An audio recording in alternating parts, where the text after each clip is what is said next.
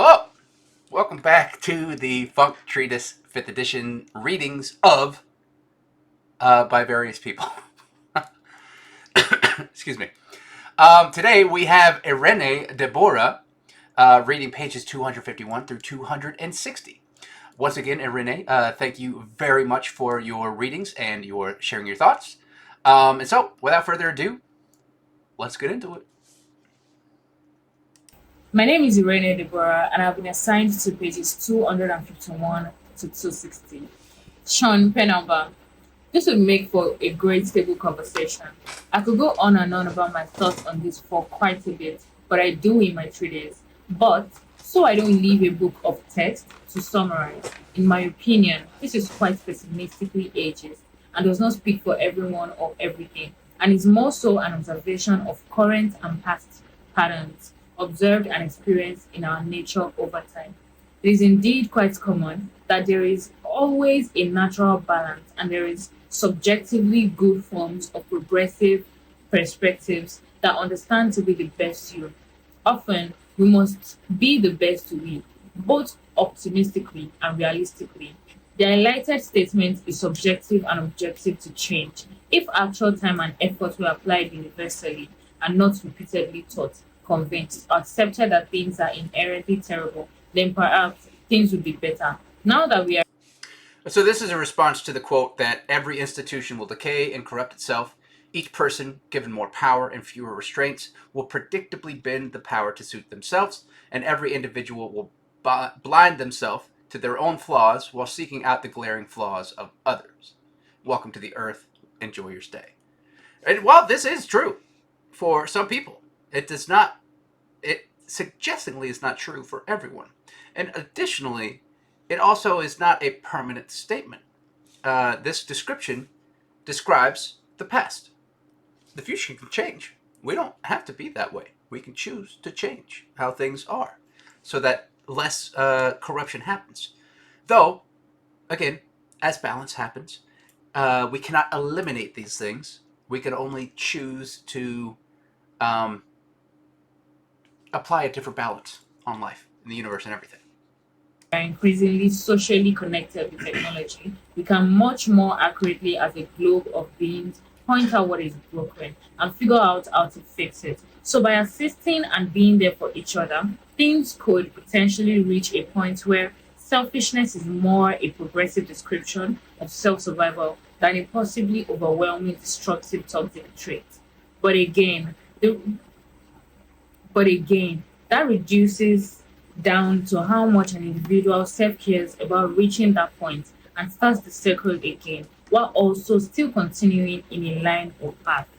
It is important to care for yourself, but by observation of both the animal kingdom and technology, providing for the community, colony, and or beyond is the best way to help yourself. The more you care for each other, the more each other can care for themselves or yourselves. Help each other, help each other. Thanks for sharing this and inspiring thoughts. And again, we've explained this several times, but for those of you just now tuning in, the idea is that just as trophallaxis, how ants feed each other through social stomachs and make sure that everyone is taken care of, and then in taking care of the colony then can take care of back to you, right? And so ants don't really eat for themselves; they just store all the food in their social stomachs, and then they feed each other. They make sure that they're all taken care of. And so when you, the selfish, have your needs and wants. Wants are a completely different story, but when you take care of your needs and all your needs are met, then you can extend into the wants, or you can extend into helping the selfless around you, the community around you. And then when you are able to do that, and when you choose to do that, and you trophallaxis that whatever food, information, money, whatever influence, when you share that, then that influence is like planting a garden, kind of like um, maybe you might not eventually eat the fruits of the labor, but it would help others do so as well. Um, but some fear that that's going to be taken advantage of them and stuff. But again, that is want versus need, selfish versus selfless. Casey Randall. It is an unfortunate clipping of the end of the chapter. It goes into far more detail and context in the pages before the final page. I didn't want to take pictures of all of the leads of pages. LOL. It is such a good book. So, so good. Thank you for your thoughts and sharing. Sunday, February 9, 2020. Excuse me. Now sending to you by request, Hallie Schwartz and Rhonda Morgan. Thanks for the support, friends. Additionally, on its way by request to Anonymous, Amy Woods, Steven Saltzman, and Tiffany Child. Sunday, March 8, 2020. Parallel worlds probably exist. Here is why. Veritasium. YouTube link. Side note, we are currently experiencing the effects of COVID-19 as a globally connected society. June 12, 2022. Still affecting our society. March 22, 2023. Very likely a forever thing at this point. June 12, 2024. Still here and seems like the American society has pretty much accepted it as a new common code.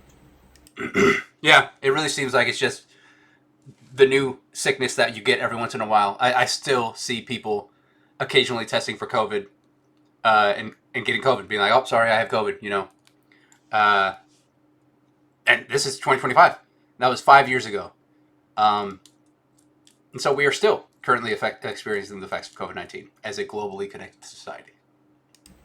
Wednesday, March 18, 2020. Transferring to Brian Metz for his support to drawbook.net. Thanks for helping keep the site alive. Wednesday, April 8, 2020. Sharing the Christie and Dor Delany for their support of drawbook.net and the things I do. Sunday, April 12, 2020.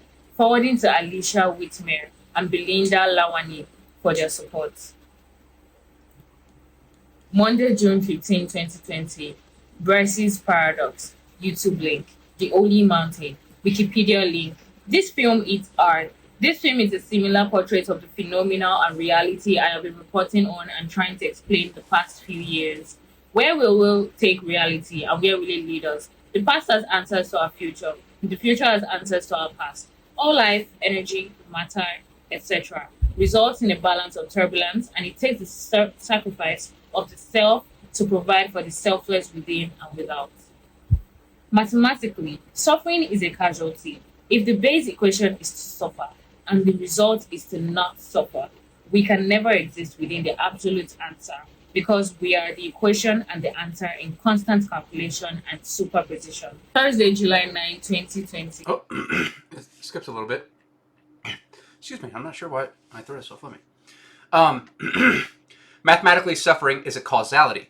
If the base equation is to suffer and the result is not to suffer, then we can never exist within an absolute answer because we are the equation and the answer in constant calculation and superposition. Everything must suffer in order to have the comparison of what it is to not suffer, and choice is a prospective branch of the pre-calculated unknown until becoming known, infinite quantum reality. Excuse me.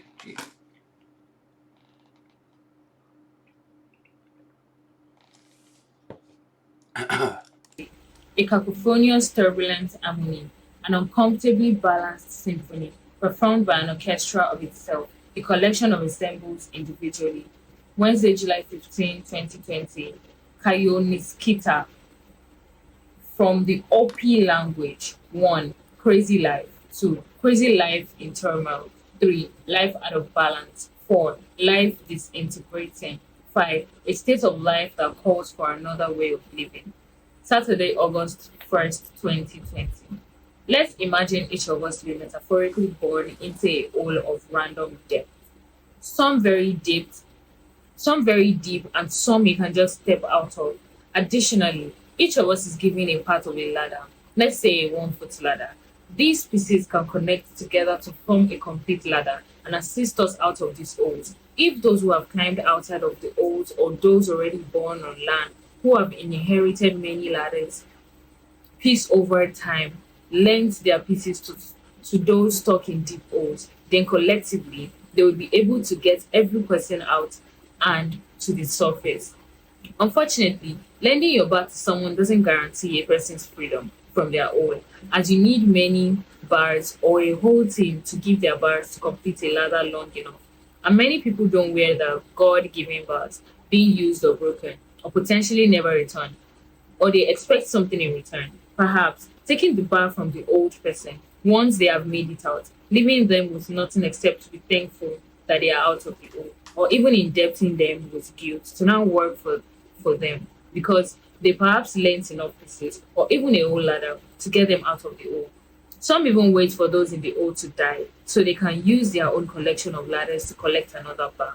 There are more than enough bars to help everyone out of these holes, but many of the bars are ordered with greed by those who have lived on the surface long enough to begin building unnecessary ladders to the sky, competing to reach higher and higher heights towards goal they will never complete. And those who live at the tops of these sky towers look down every day at all the people stuck in holes and do nothing except distance themselves further and dump their waste onto the ground from above. The end. And also the beginning of whatever comes next or results in June 12, 2022. There are also those who will enjoy their oil and who wants to come out, which is absolutely fine. The importance is the choice and or ability to exist beyond your oil. If you desire so, and that we should never just be stuck or forced into a hole with no escape, or be without the knowledge that you could escape if you wanted. The options are always there, unless manipulated away. Each hole is a hollow, and the oligarchy never ends. No metered or physical barriers are just constructs that are a bit more difficult to get around. Tuesday. And sort of, again, to go over that concept, because I think that this is a great representation and metaphor of how things are currently and how things have been in the past. And so, let's say that, like, you were born in a hole that was 6 feet deep, right? And you get this bar. Everyone gets assigned this bar that can connect to other bars to form ladders, right? Now you're born in a hole that's 6 feet, and you have this bar. That bar's not going to get you out of the hole. You're in this hole for a while until you can grow out of it, or until, let's say now someone's born in a hole that they can just crawl right out of. It's an inch deep hole, right? And so they take their bar and they get out of the hole and they can interact with all the people who are also have been out of the holes. They've been saved from the holes or made their way out. Um, and the people who are out of the holes don't really need the bars anymore, but they hoard them or they use them to help others. You can give your bar away to other people who are in deeper holes. Like, let's say you in the 6 foot hole need, let's just say 12 ladder pieces to get you out of the hole, right? And so you need that assistance from the community outside of the hole to help you out of this hole. But in doing so, now there's one more person outside of the holes in this community of people who are now trying to hoard resources and everything. Um, and so then on the opposite side, there are also people who just want to stay in these holes and they don't want to ever leave the holes, and that's fine with them. That's, a choice in life. But then there's also the people, once they're out of the holes, they will use their power of being out of the hole to take other people's ladder pieces and just keep them in the holes. And then they'll take these bars and they'll bend these giant, extravagant skyscrapers to the sky and then look down above from their towers and just, that. And so, that's where we're at in the story. And we can continue that story and see where it actually goes, how it ends. Though we won't see how it ends, we'll see how it evolves. August 4, 2020. Ubuntu. I am because we are. Wikipedia link. Friday, August 7, 2020. Is love only but the temporary moments we give and receive between suffering? Why is it those who suffer or have suffered are mostly the ones connecting support or supporting others? Constantly or occasionally, people in time and effort in a Sisyphean attempt to overcome suffering. In moments of overwhelming loneliness, depression, suffering, etc., when we greatest need to reach out for some form of assistance or comfort, it is always a temporary support others feed you with or don't to alleviate some need or want easily, selfishly, or selflessly. Additionally, Most of the people who reach back are also usually ones who also suffer to have suffered. And more often than not, with only some sort of advice on how temporarily get through it.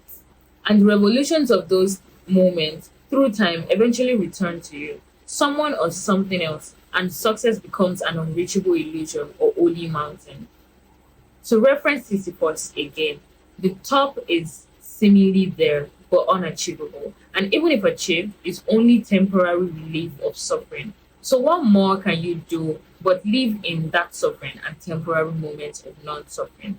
I So what I'm saying here is like when we see people who are like suffering, or like deeply suffering, like for example, someone who's depressed or suicidal, right? Um, they will perhaps occasionally, not everyone, send out signs reaching for help. Um, and what I've seen are usually the people who reach back and say, I can help, are also people who have been through this because they share some compassion and empathy because they know what it's like to potentially experience that deep level sadness, or they can even form an idea. They can imagine it, right? Um, but when they do, unfortunately, in the society that we've promoted, the people who are also in these spots don't have all the power to continually help this other person. Um, they don't have the entire power to feed their full uh, social stomach, right? They don't have the power to trophallaxis to the other person a life that's going to be forever, right? They can only share what they have in their social stomach. Um, and so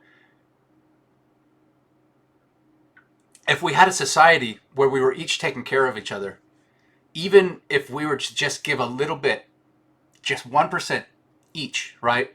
When someone was in need, then we could all 1% be able to take care of that person because we're the whole collective community comes together for each other for like not even it wouldn't even have to be 1%. It could be like 0.00001%. And since there's so many people, if we all got together and put in just that little bit amount for each and every single one of us, then we'd be taking care of each other in a different way. And that doesn't mean by resources or finances or anything. Like sometimes it is literally just some support of information of here. This is what I did for help. Maybe this will help you.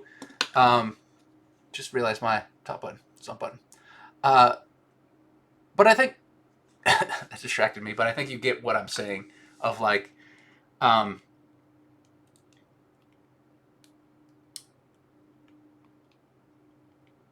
how people who have compassion, empathy, are the ones usually reaching out because they've experienced it, and the people who don't care are the ones who are so taken care of that they feel that they don't have to give anything. The people who could absolutely take care of that person don't feel obligated to do so because it's not their responsibility to take care of this person, right? They don't, even though they're rich or powerful, right? Even though, if, like, let's say it's a billionaire who could absolutely adopt a person, not really adopt, but like just fund their entire life for the rest of their life. It's not their responsibility to do that. But if everyone was putting in just a little bit, then that person might be a little bit more willing to just put in that little bit. But also, greed works of the be like, oh nope, I don't need to because someone else will. So, uh, again, it's just a continuing spectrum that expands, and we'll see the evolutions of. Because also, this is just theoretical presented information of the attempt of parability. also personally feel that when I dive into this deep of discussion with people who offer the opportunity, the influence, it has sometimes more negative than positive, even if neutral. And again, it's eventually just a temporary solution of some form of optimism with which we attempt to find meaning, purpose, and comfort until eventually revolving to those points again. And what I mean by sometimes more negative than positive is when you bring up like stuff like this. When you're like, how do we fix this problem? How do we like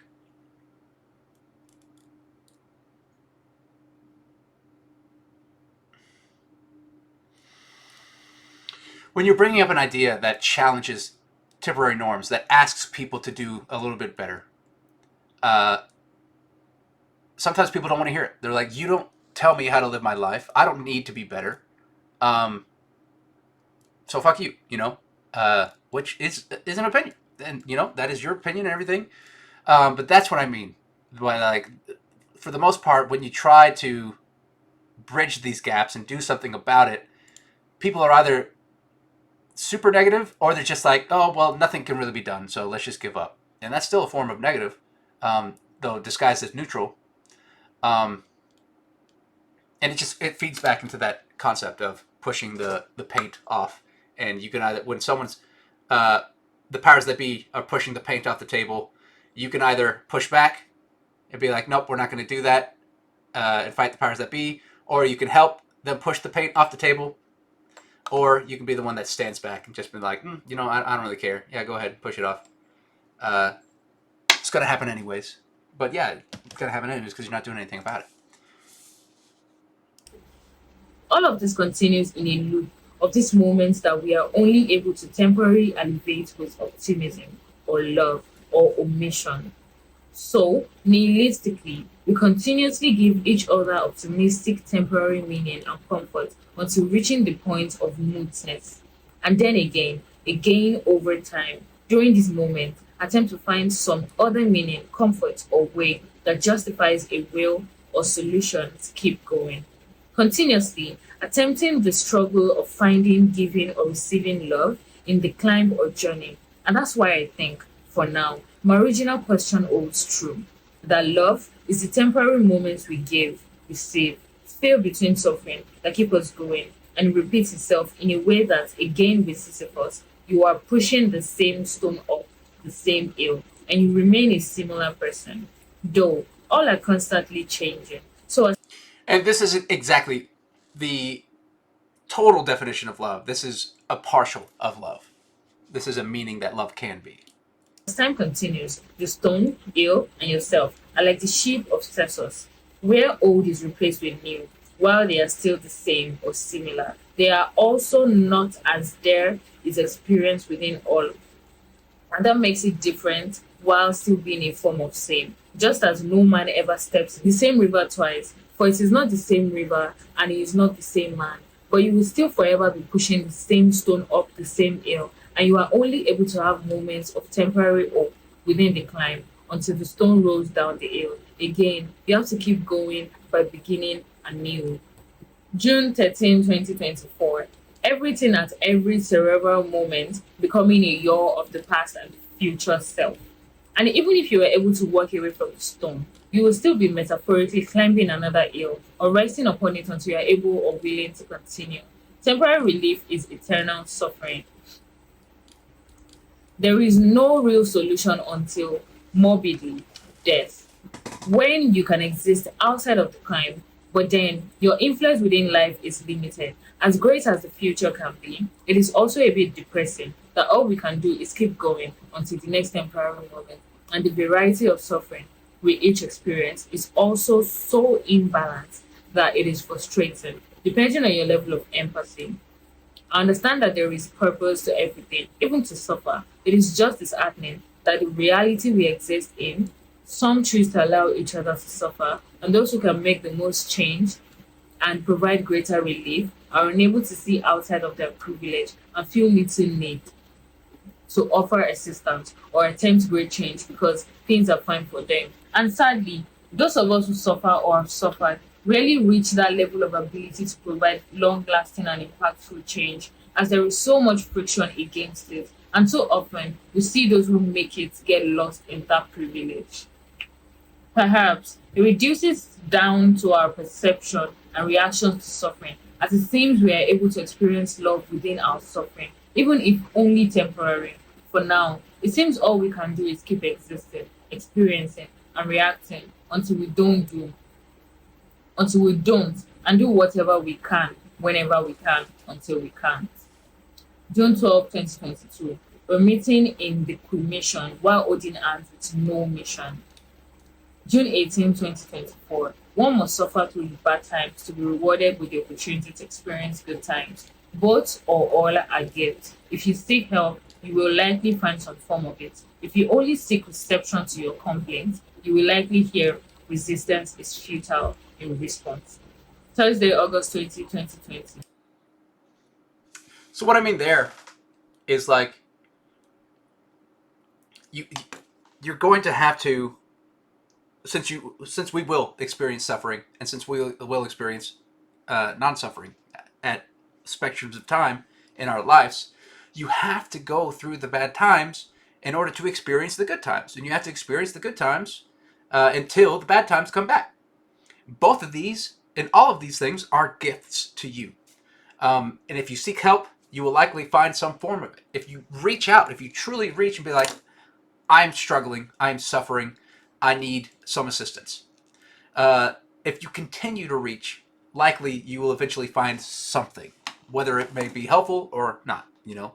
But if you don't reach, then life is just going to continue until you do something differently or life becomes differently. But if you only seek reception to your complaints, if you just go around and complain all the time to everyone and everything, just be like, everything sucks, and even when you're in good moments, you just can't find the good moments, and so you're just complaining, then most people will just be like, well, it is what it is. Resistance is futile. And that's especially prominent in the corporate system. Having a job, what any not even complaints, any reception is just like, oh well, that's the way it is. And so I don't know. I don't need to expand. If you want me to expand on that more, leave a comment down below. But we're gonna continue. Now connecting these documents to Jenny Wedby at the Monroe Institute and possibly anyone she forwards it to. August 23, 2020. More writings to consider that reflect a lot of what I've been attempting to explain to whomever is reading these thoughts I've been presenting. Tao Te Ching Liu 2. YouTube link: The Secret Oral Teachings in Tibetan Buddhist Sects. Alexander David Neil. Link. Yesterday, I finished reading This is from June 18th, 2024. Astavakra Samhita by Swami Nitya Swarupananda. I have been exposed to the ideas of the Atman and the Brahman, but this was my first experience into a deeper dive into the subject. Similarly, it appears that my description of form is very similar, if not the same, to those concepts.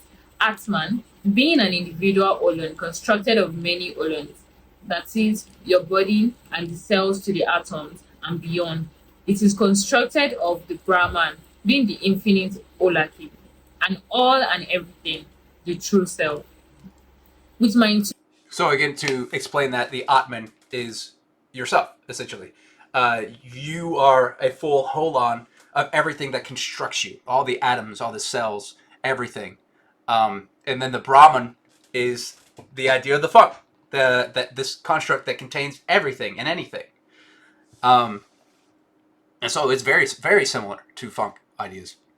intuition suggests to me furthers what I have been suggesting to you, reader, all along.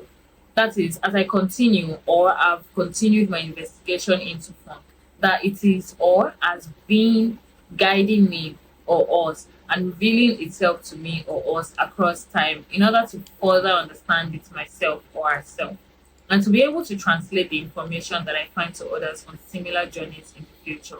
I or we have been genetically drawn to this moment and those moments of synchronicity through ceremonial within and without our Millennian natures. Today, when I shuffled a playlist I have been compiling for music that popped into my ex 2024 Spotify link, the first song to play was a track I had composed back in 2021 titled Atma Brahma Funk Synchronicity. This morning, a co-worker, Mad Girl Magos, came up to me and said that the day before he had been inspired with the feeling to reach out to me and connect. Just now, I was about to leave an insert of the Four Agreements by Don Miguel Ruiz when Mad Girl sent me a text of a speech he gave this morning. First thing is first, you must understand you are what you see, you are what you hear, you are what you eat, you are what you smoke, you are what you drink, you are what you think, and you are what you do. Clean up your consumption and live in the present moment.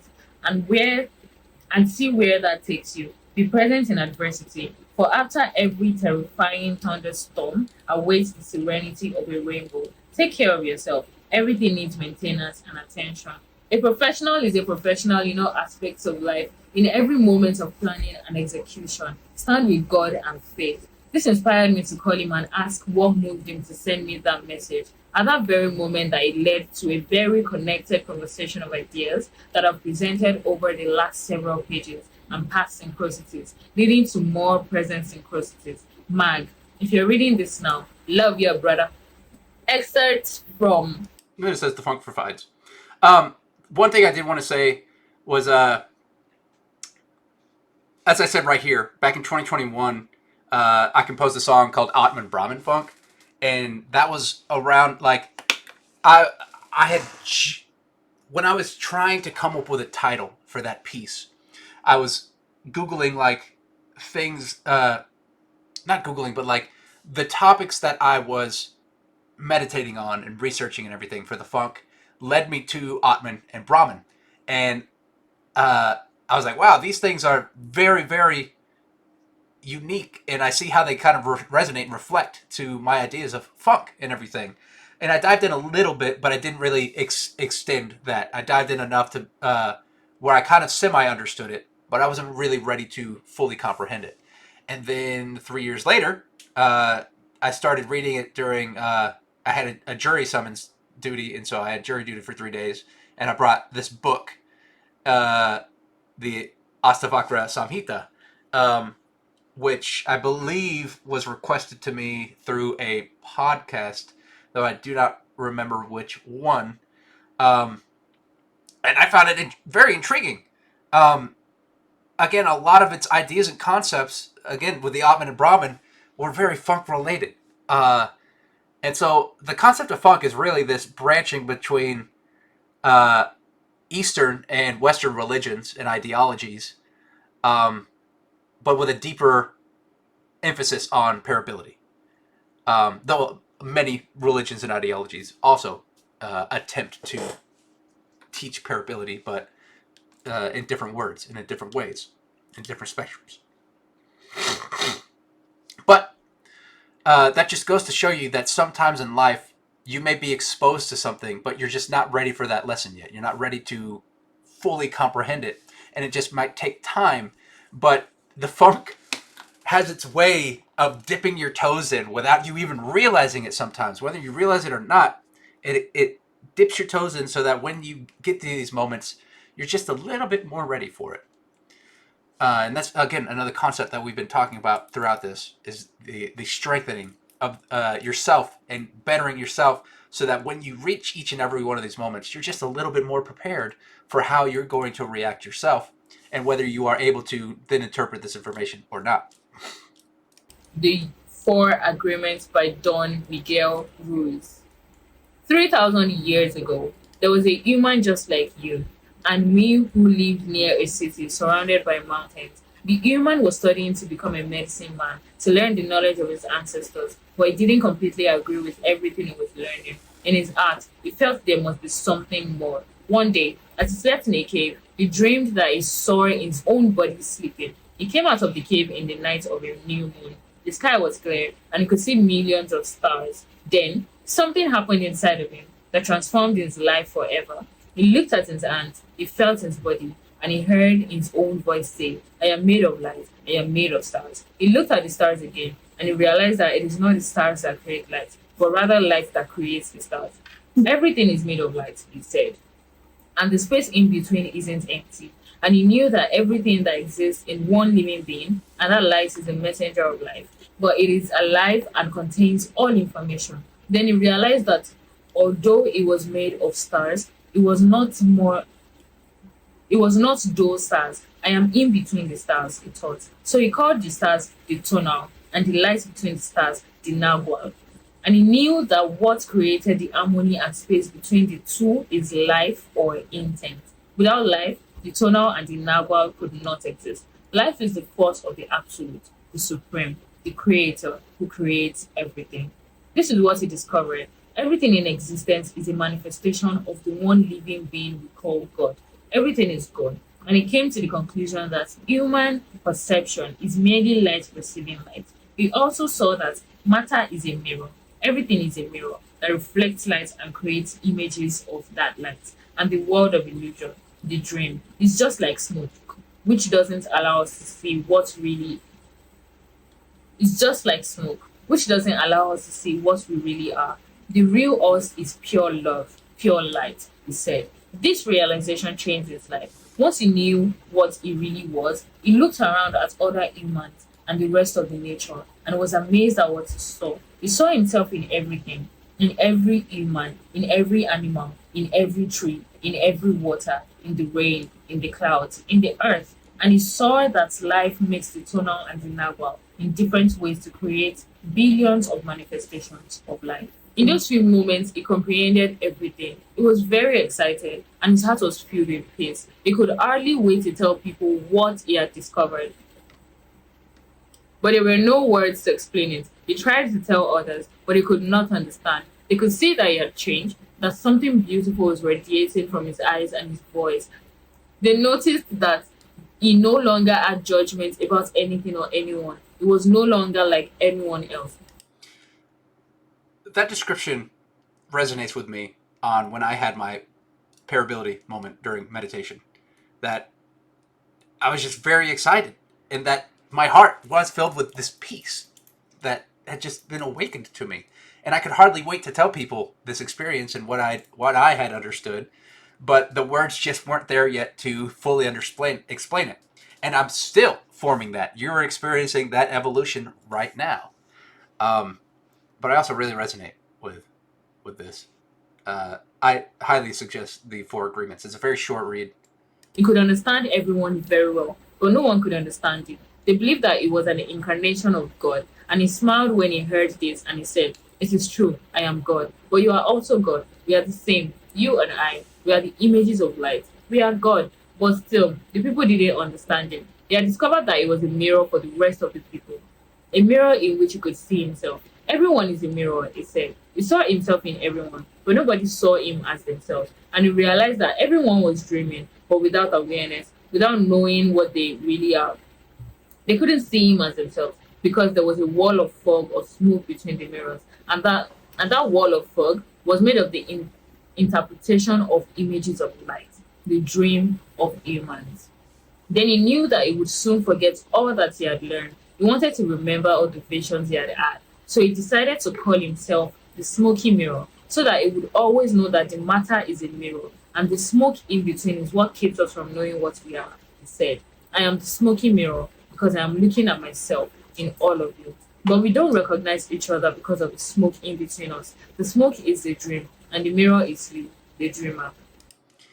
And that's also uh, kind of what I felt during the parability meditation, and what I kind of just this understanding that was sent to me. I guess that just this thing that I understood was that uh, we are each just each other, just separate. We are individuals, but we're all this great experience of funk, and that I would forget most of this. Again, it was just this understanding I had that you will forget this, and so remember what you can, write down what you can, and then keep evolving.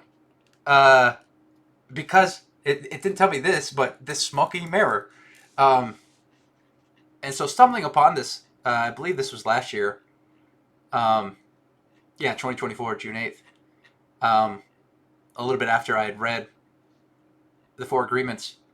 That section just really resonated with me because it helps me explain to you what that parability meditation was kind of like.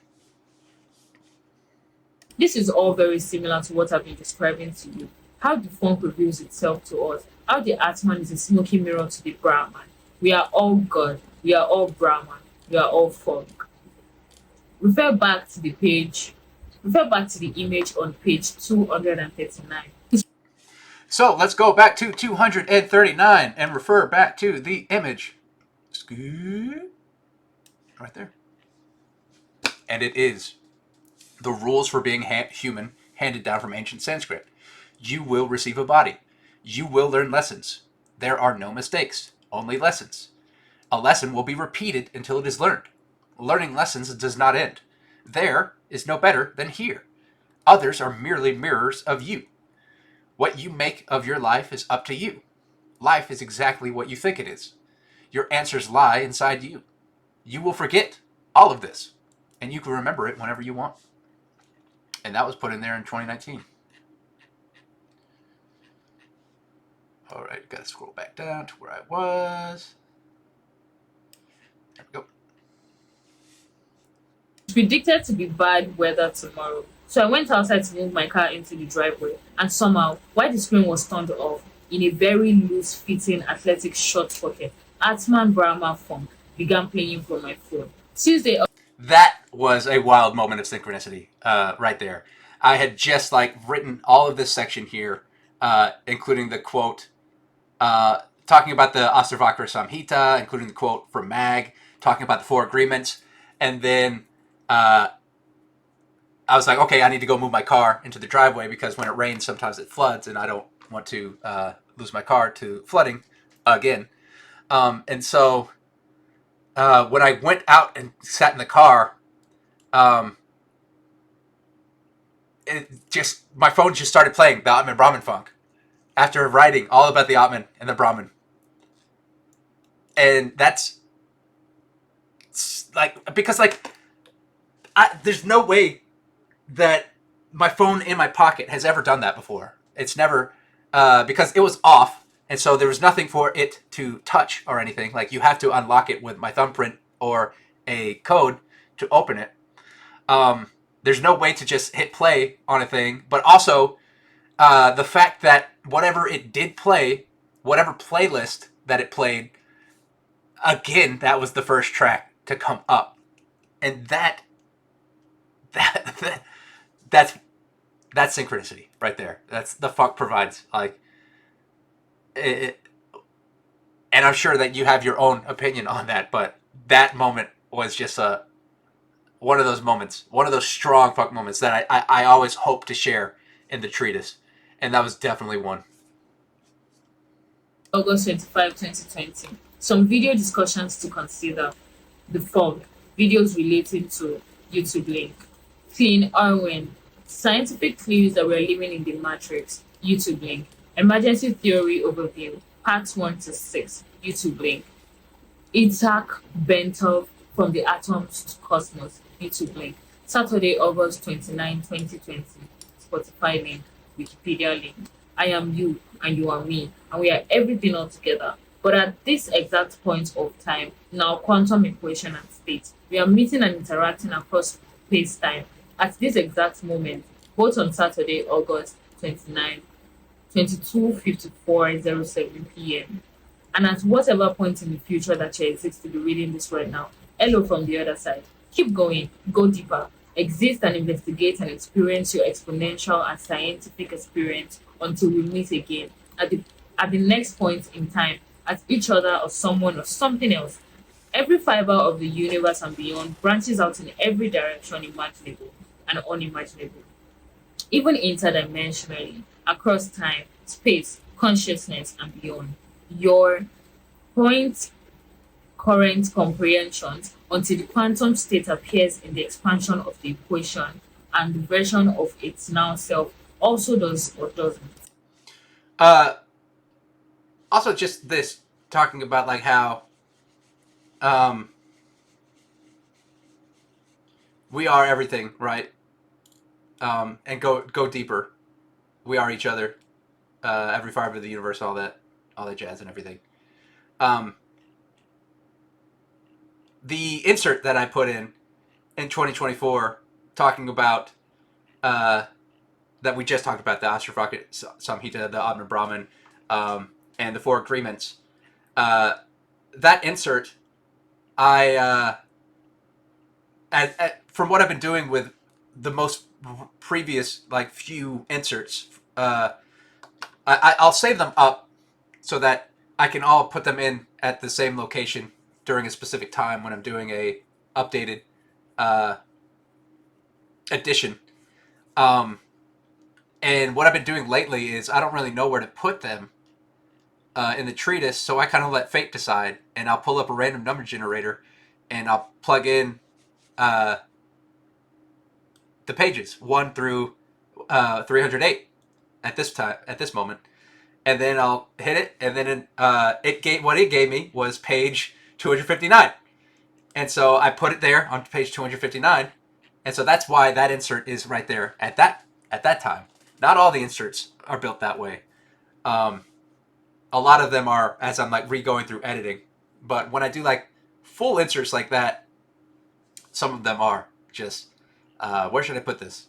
And then for it to come in and be kind of going back to 2020 and it's sharing similar ideas. Though I mean, this whole treatise really is sharing similar ideas, so really it could work at any point. But I still think that it's another fun level of synchronicity. Picture is fair as one single point, a round dot, expands the radius of that sphere by even a fraction, and the surface and volume expand significantly, and each time it expands results in a new locational expansion of chance or event in and across that location or location. Imagine we are now at that location. If the sphere keeps expanding, eventually the numbers will become so large that the chances of that moment happening again could potentially happen, but in a different quantum state, at an unfathomable point in time to us at this moment. And the sphere increases forever, causing more spheres like itself, but not itself, but still made of itself, like mitosis. Google pixels upon Google pixels upon Google pixels upon Google pixels upon Google pixels, and infinitely beyond, while still existing without a beside, a point outside or beyond itself. But it is also extremely possible that it won't repeat, just as irrational numbers never result in repetition, like the digits of pi never repeating. But even then, pi still appears all over the universe. So perhaps, even though the digits within may never repeat, it is able to repeat itself or outside forces and are able to replicate it.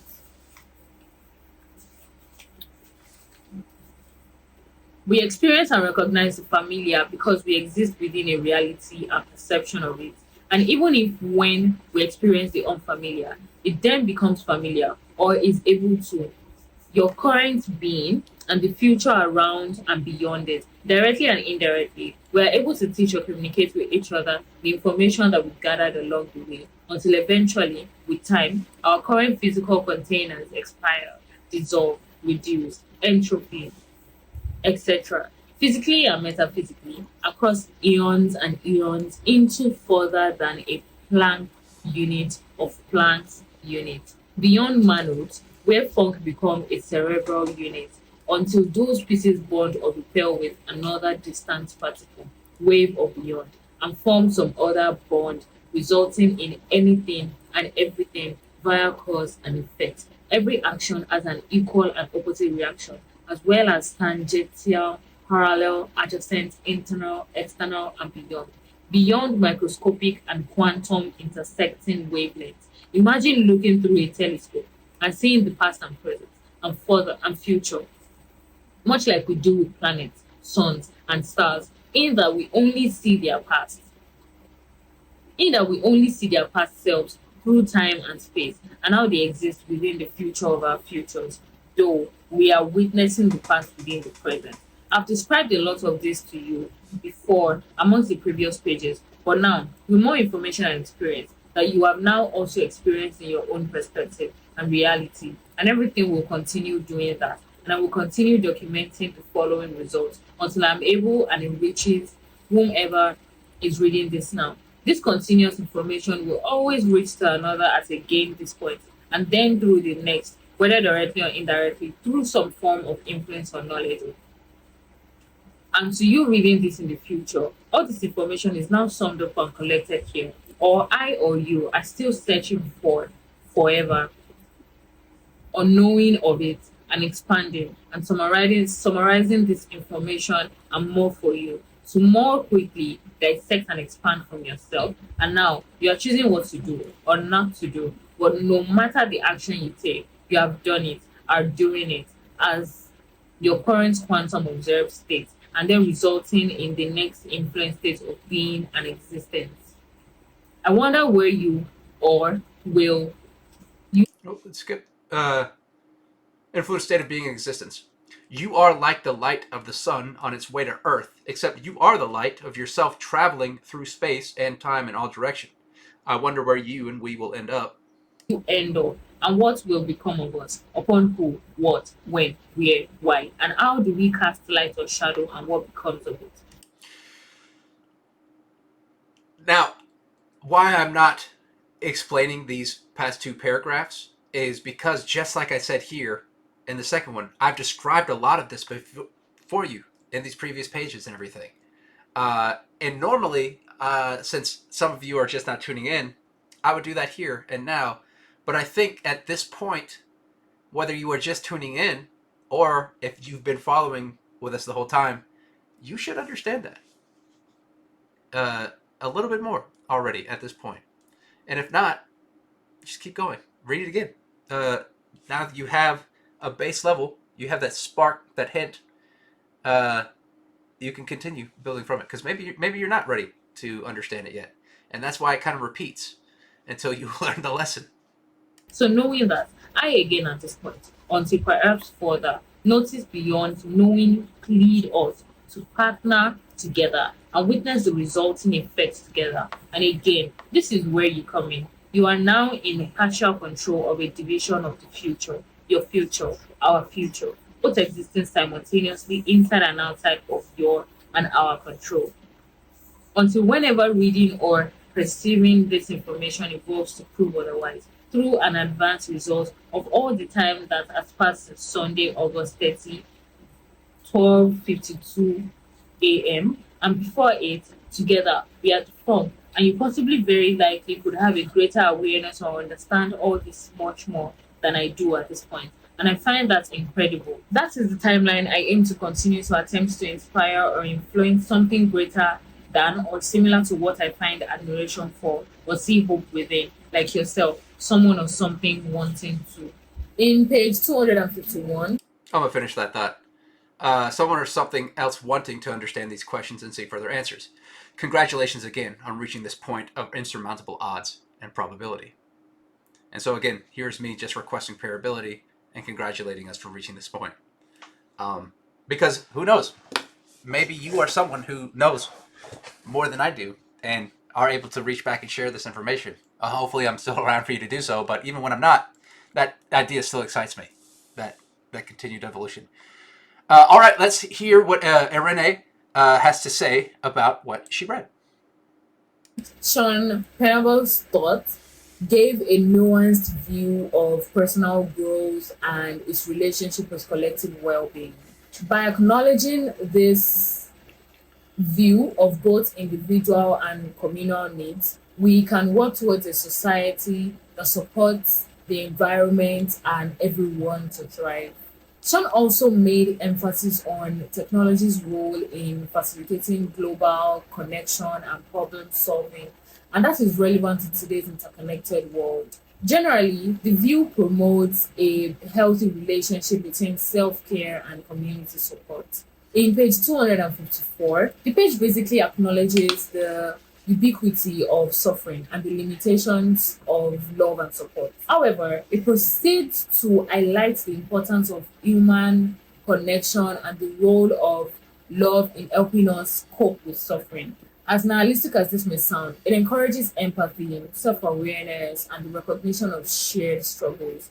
This passage actually invited me to embrace the complexity of human existence with all its struggles and temporary moments that comes with life. It also encouraged me to make positive impact in people's lives, no matter how little. Then lastly, in page 257, The Four Agreements by Don Miguel Ruiz describes a transformative experience of a medicine man who discovers the true nature of reality. This part of the book, it kind of just brings out that part of you that wants to encourage you to look beyond the surface level of reality. Life is deeper than the superficial. It helps recognize the interconnectedness of things. So this story actually pinpoints the limitation of language in conveying spiritual truth. The importance of direct experience that resonates with spirituality. Well said. I don't really have much to expand on that. Yeah. Wow. Once again, Irene Deborah, thank you again for reading and sharing your thoughts on this. Um, yeah, I also agree that this section is very inspiring, and that's the kind of the goal is to hopefully inspire you to want to step up, to do, to attempt parability, or to even just go out and do something. Um, but yeah, once again, Irene, thank you so much. Thank you, watcher, listener, reader, for being here, for existing, for verbing, doing what you do. Hopefully, you engage as well. Um, I love you. In case I don't see you again, good morning, good afternoon, good evening, and good night forever. And as always, the funk provides. So, until next time, peace.